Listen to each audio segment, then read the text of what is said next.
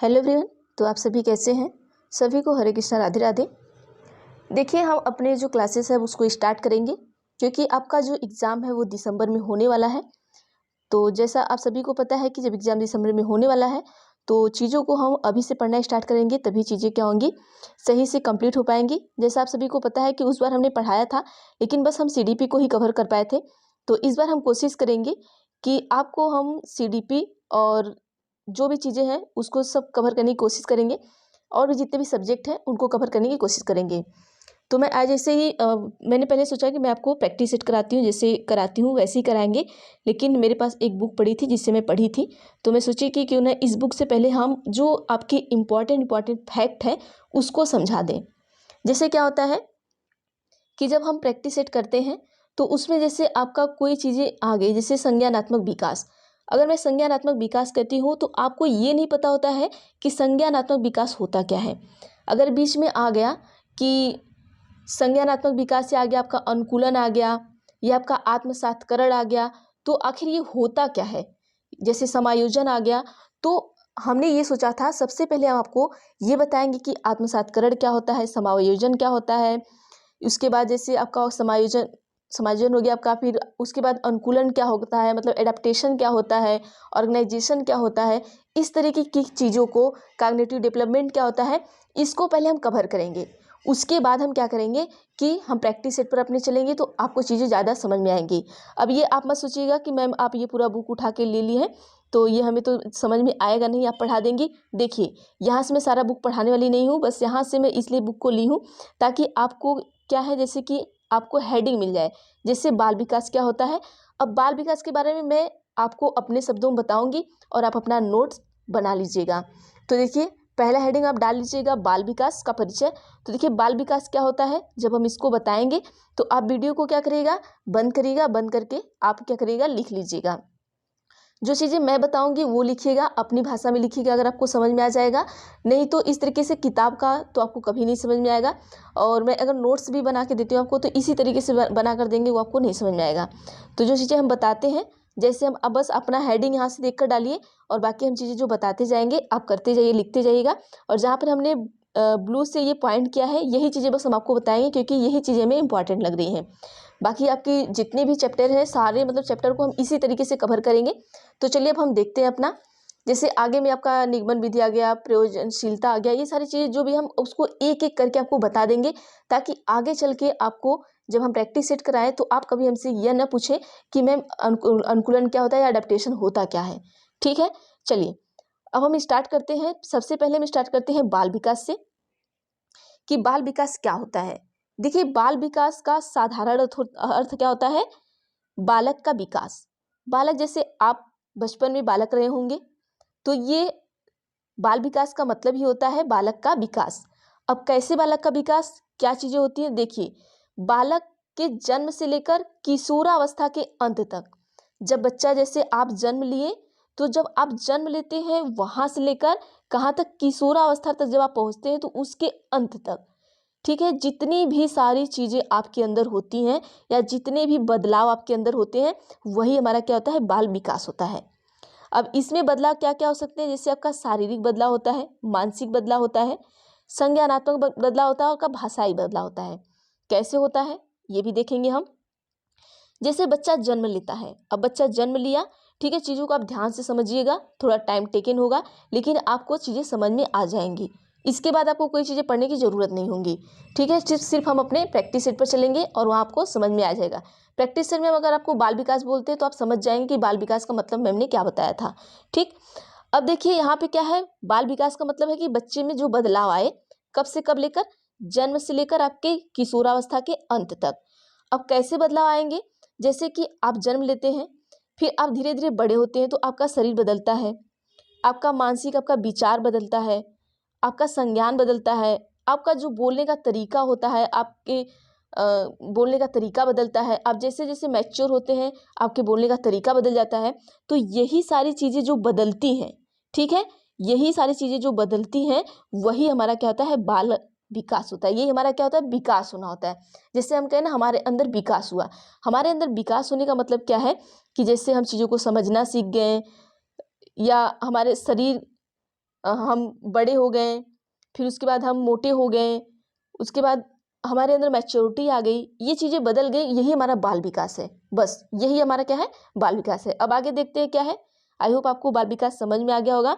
बाल विकास का मतलब होता है कि बालक का विकास, और जब जन्म से लेके बच्चा कहाँ तक, किशोरावस्था तक जाए, उसमें जितने भी सारे चेंजेज आएंगे वही बालक का क्या होता है, विकास होता है। चलिए अब हम नेक्स्ट पॉइंट पे चलते हैं। ये समझ में आ गया होगा कि बाल विकास होता क्या है। आइए अगले पॉइंट पर चलते हैं हम। अब देखिए यहाँ पर स्किनर और हर्लॉक के अनुसार ये सब दिया गया है, तो ये आपको पढ़ने की ज़रूरत नहीं है, ठीक है। और ऐसी चीज़ें जब आती हैं तो हम उसको क्या कर लेंगे कि थोड़ा बहुत आप रट्टा मार लीजिएगा, वो मैं आपको प्रैक्टिस सेट में ही बता दूंगी। तो इनमें अपना टाइम वेस्ट करके कोई मतलब नहीं है। अब बाल विकास हमने पढ़ लिया, तो अब हम देखेंगे अगला पॉइंट अपना क्या देखेंगे। चलिए देखिए, जितने भी मनोवैज्ञानिक हैं इनका हम बहुत ज़्यादा नहीं बताएंगे, क्योंकि इनसे एक दो क्वेश्चन आते हैं, एक आध क्वेश्चन आ जाते हैं, नहीं तो नहीं पूछे जाते हैं। चलिए, तो वैसे भी ये रट्टा मारने वाला है, तो हम उसको अपने प्रैक्टिस सेट से क्या करेंगे, कवर कर लेंगे। अगला क्या है कि बाल विकास के क्षेत्र, स्कोप ऑफ चाइल्ड डेवलपमेंट। अभी हमने क्या पढ़ा, बाल विकास। अब देखिए बाल विकास में क्या था कि बच्चा जन्म से लेकर किशोरावस्था तक क्या कर रहा है, जितने भी उसके अंदर परिवर्तन आ रहा है वही हमारा बाल विकास है, ये लिख लीजिएगा। अब बाल विकास के अंतर्गत बहुत सारे क्षेत्र आते हैं, इसके अंतर्गत बहुत सारे क्षेत्र आते हैं। क्या क्या आते हैं उसको देख लेते हैं। पहला आपका आता है कि बालक की विभिन्न अवस्थाओं का अध्ययन करते हैं इसमें। जैसे आप शुरू से जन्म से लेके किशोरावस्था तक जाइए, जब जन्म से लेकर आप किशोरावस्था तक जाएंगे, चीज़ों को आप ध्यान से सुनेंगे तो ज़्यादा अच्छी तरीके से समझ में आएगा।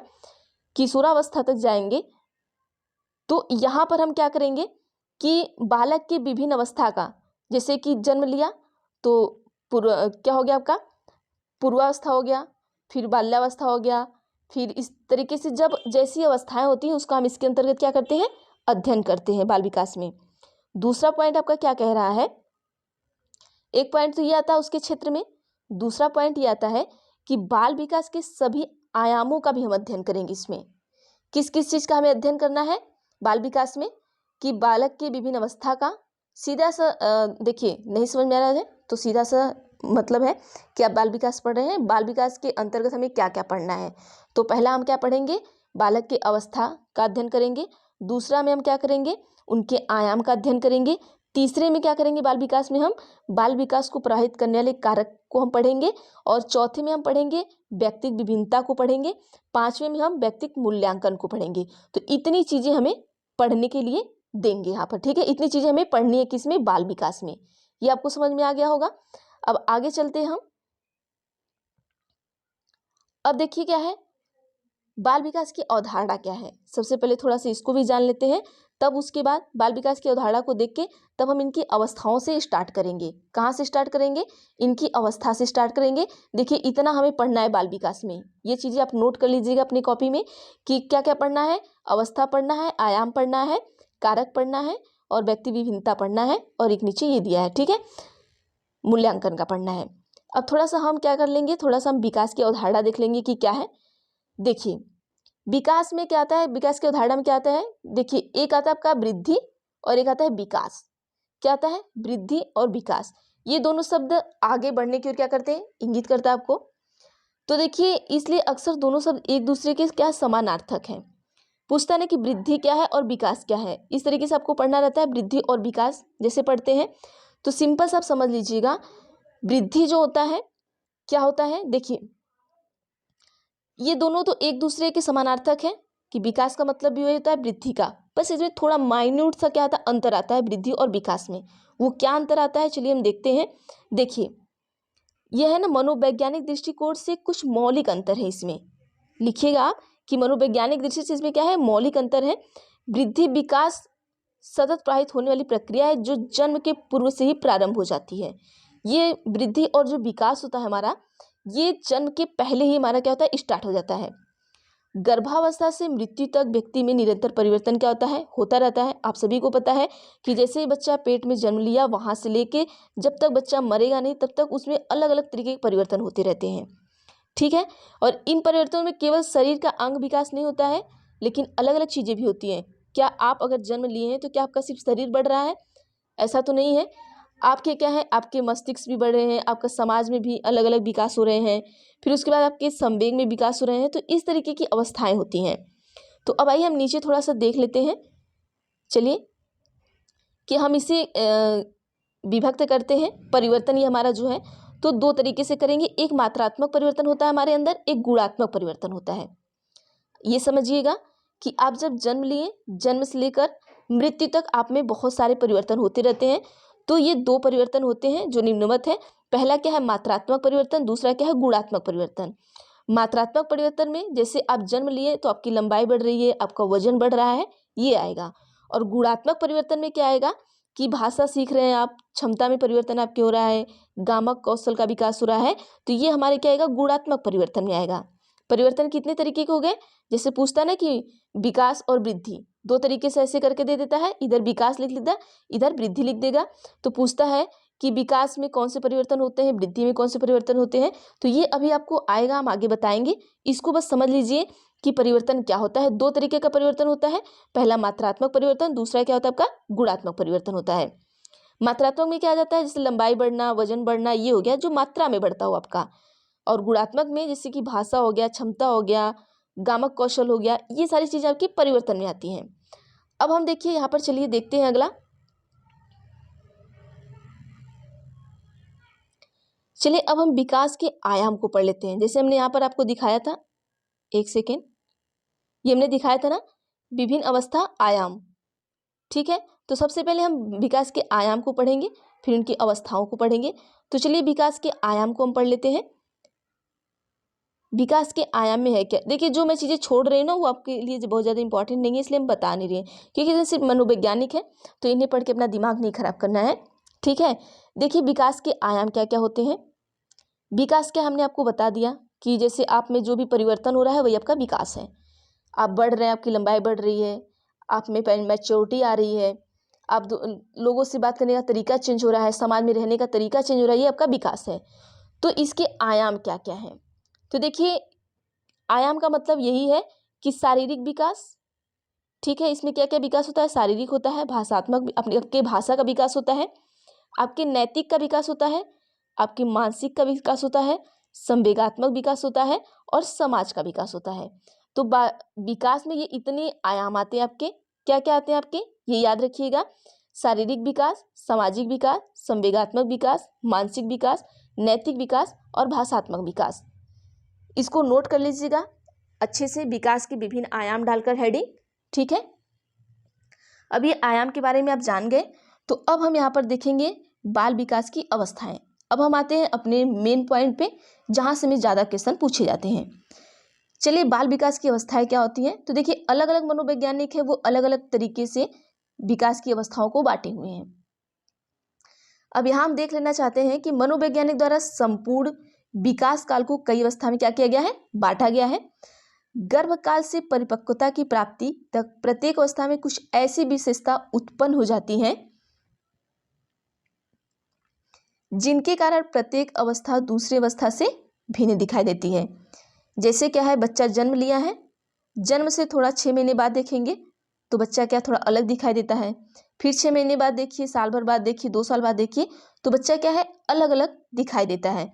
तो उसी के बारे में अब हम वर्गीकरण करेंगे। सबसे पहली अवस्था हमारी क्या है, चलिए हम जान लेते हैं, आप लिखिएगा।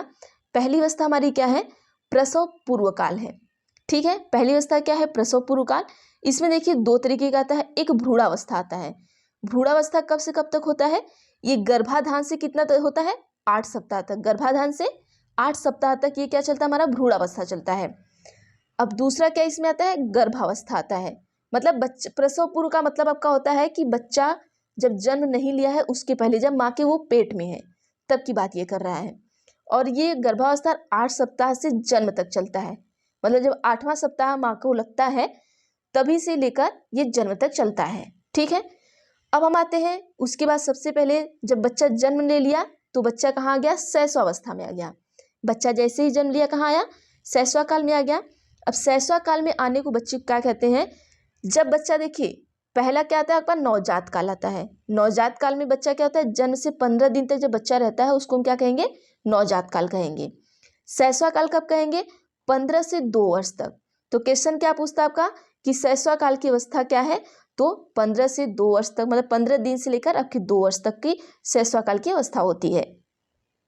उसके बाद हमारा कौन सी अवस्था चलती है, अब 2 से लेकर 5 या 6 वर्ष तक हमारा क्या चलता है, प्रारंभिक बाल्याकाल चलता है। फिर हम देखते हैं मध्य बाल्याकाल कब चलता है, 5 से 6 वर्ष से लेकर आपका 12 वर्ष तक, यही आपका क्या है, विद्यालय वर्ष भी होता है। इसे विद्यालय वर्ष भी कहते हैं, किसको, मध्य बाल्यावस्था को। आगे देखते हैं हम क्या है, फिर हमारा आ जाता है किशोरावस्था। किशोरावस्था हमारा कब से कब होता है, देखिए जब बच्चा 12 से 14 वर्ष के बीच में रहता है, 12 से लेकर 14 वर्ष में, तब वह तारुण्य होता है। ठीक है, अब 14 से 18 वर्ष में बच्चा क्या आता है, किशोरावस्था में आता है। इसको आप सभी नोट करिएगा, किशोरावस्था कब आता है, 14 से लेकर 18 वर्ष तक में। किशोरावस्था के बाद हमारा प्रौढ़ावस्था आता है। ये जो प्रौढ़ावस्था होता है, देखिए 2 तरीके का प्रौढ़ावस्था आता है। एक तो प्रारंभिक प्रौढ़ावस्था आता है, जो आपका प्रारंभिक प्रौढ़ावस्था आता है वो 18 से 35 और 40 वर्ष के बीच में आता है। ठीक है, फिर आपका मध्य प्रौढ़ावस्था आता है। तो ज़्यादातर आपको यही प्रौढ़ावस्था बताना होगा, प्रारंभिक प्रौढ़ावस्था एग्जाम में पूछे जाते हैं। बाकी चौथे दशक के आरंभिक वर्ष के छठे दशक के आरंभिक वर्ष तक ये हो गया। फिर तीसरा आपका आता है उत्तर प्रौढ़ावस्था, छठे दशक के प्रारंभ से। तो इंपॉर्टेंट ये है, बस इसको याद रखिएगा। ये आपके विकास के क्या हो गए, अवस्थाएं हो गई। कौन कौन सी अवस्था आपने पढ़ा, आइए हम फिर से देख लेते हैं। पहला आपने पढ़ा प्रसव पूर्व काल, दूसरा पढ़ा शैशव काल, तीसरा आपने क्या पढ़ा है, किशोरावस्था, चौथा आपने प्रौढ़ावस्था। तो ये 4 तरह की अवस्थाएं पढ़ ली। इसके अंदर किस तरीके की अवस्थाएं आती हैं वो भी हमने आपको बता दिया। बाकी देखिए परीक्षा उपयोगी इंपॉर्टेंट पॉइंट है, तो इसको आप स्क्रीनशॉट ले सकते हैं। और आगे हम चलते हैं अपने अगले टॉपिक पर, आपके बाल विकास के सिद्धांत पर चलते हैं। देखिए यहाँ से क्वेश्चन आपको बहुत ज़्यादा पूछे जाते हैं, ये आपको बहुत इंपॉर्टेंट है, तो चलिए हम देख लेते हैं।